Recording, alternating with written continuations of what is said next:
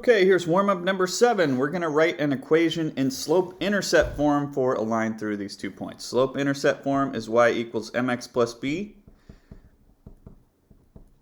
So two things we need here, the slope and the y-intercept. So let's find the slope first. I'm going to do that using the slope formula. Here's my first xy pair. Here's my second xy pair.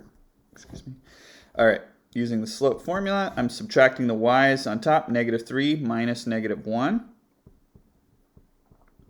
And on bottom, 2 minus 4. Got a double negative there, so that's -3 plus 1 would be -2. And 2 minus 4 is also -2. So my slope then is going to be 1.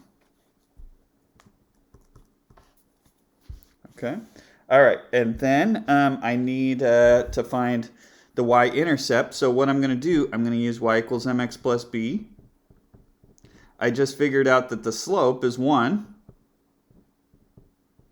So I just need to find the b. You don't really need to write the 1 in because it doesn't do anything there. But what I'm going to do next is use one of my through points. It doesn't matter which one. Here, I'll just use this one. I'm going to plug in that xy pair into this equation. That'll allow me to solve for b. So I'm plugging in -1 for y, and I'm going to plug in 4 for x.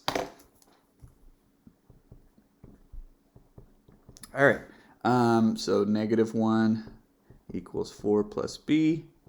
Subtract 4 from both sides, and b is going to equal -5. Okay, and so now I have the two important things I need in order to be able to write the equation. Got the slope and the y-intercept. So now I can say y is going to equal x minus 5, 1x minus 5, right?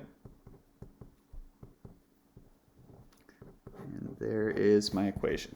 Okay, the rest of these are all transformations of these absolute value functions. It's actually the same absolute value function on each of these. Okay, so here g of x, this is going to be a reflection over the y-axis. So when we're reflecting over the y-axis, we're going to change the sign of the input. Okay.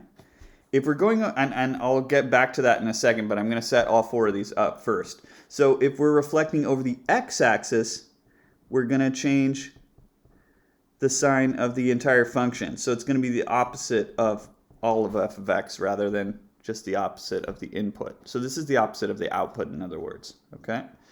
If we're going 3 units down, then we're going to take the function and subtract 3 from it. If we're going to the right, that's going to be a change on the input of the function.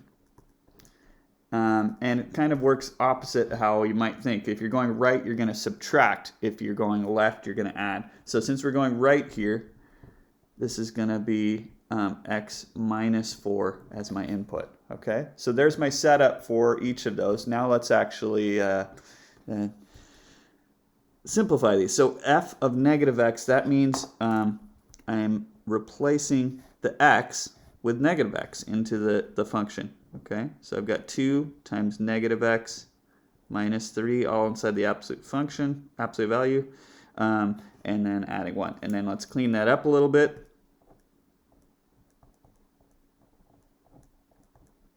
Okay, so this is how I would answer this. Some books, I think our book does this a lot. They'll take the part inside the absolute value function, and if both parts are negative, they'll take the opposite of it for some reason. For me, that's not necessary, but this would also be equivalent.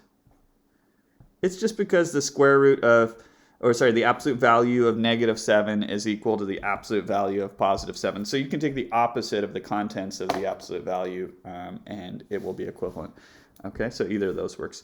All right, moving on to this next one. So now I'm taking the opposite of the whole function. So remember, the whole function is all of this. So I'm taking the opposite of all of that. Some people will just put a negative out front and be done with it. But you want to take the opposite of that, that quantity, which means I'm going to put everything in parentheses there, because that's going to remind me that I need to distribute this negative. It's not just putting a single negative out in front of the absolute value. So I'm going to have to distribute this. Now, I can't distribute into the absolute value function, but I can distribute to those two places.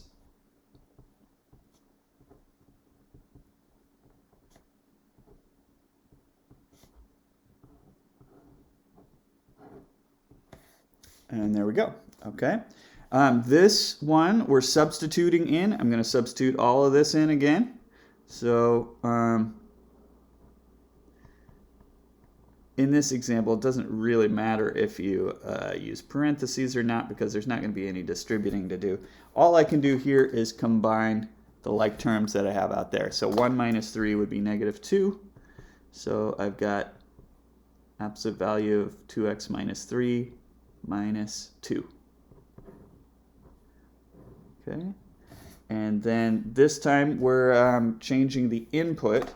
So we're going to change the x to the quantity x minus 4. Okay, so I've got 2 times the quantity x minus 4. Use parentheses there. There is going to be some distributing. All right, so then we just distribute the 2.